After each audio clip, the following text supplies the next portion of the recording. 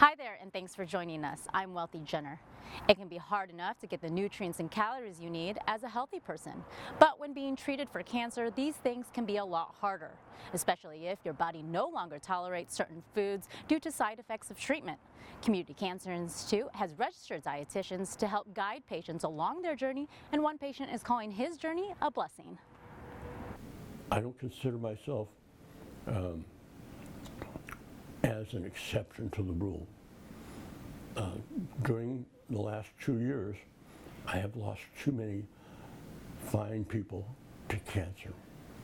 Ray Ramirez had a cancerous growth removed from his mouth that took him through a variety of medical procedures such as surgeries, surface-guided radiation therapy, and rehabilitation. Ray started to lose a lot of weight and was referred to registered dietitian supervisor Lauren Nowak. So my job here is to make sure that patients are getting adequate nutrition throughout their treatment process. Making sure that their weight is stable, making sure they're getting enough to eat, good sources of food, and that they're not having too much weight loss throughout this process. If they lose too much weight, they are likely to have their treatment held, their treatment stopped, their treatment outcomes may not be as good.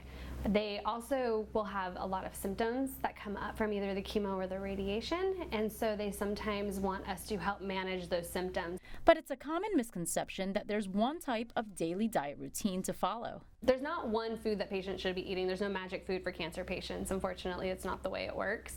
All foods can fit into a cancer treatment diet as long as there is a moderation and variety. So we don't want our patients eating the same foods all day, every day. They find a food that works, and we don't want them sticking with that food all the time. We want them to still get a good variety, because while they may be getting enough calories and protein, they're not going to get enough of the vitamins and minerals that they're needing from a diet that's varied. And if you've heard that sugar causes cancer to grow and spread quicker, the truth is that this is not true.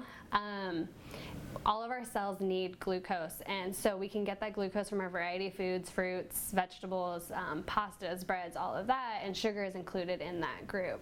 And so patients automatically think they need to take the sugar out of their diet when really this is a primary source of energy for the cells in our body. For Ray, seeing Lauren and following all of her suggestions has allowed him to get back to his regular routine. I've maintained that weight pretty well, and mostly I'm very energetic. I have trouble getting up in the morning, which I never used to do before, but I just consider myself a little lazy now. I'm that age I can stay in bed a little longer. And even though he may stay in bed a little longer these days, he says he now holds his family a little closer. And just the love of my life. I tell people this because it's important to me that this whole thing with the cancer and everything else is the biggest blessing in my life. And a lot of people won't look at it that way, but for me it was.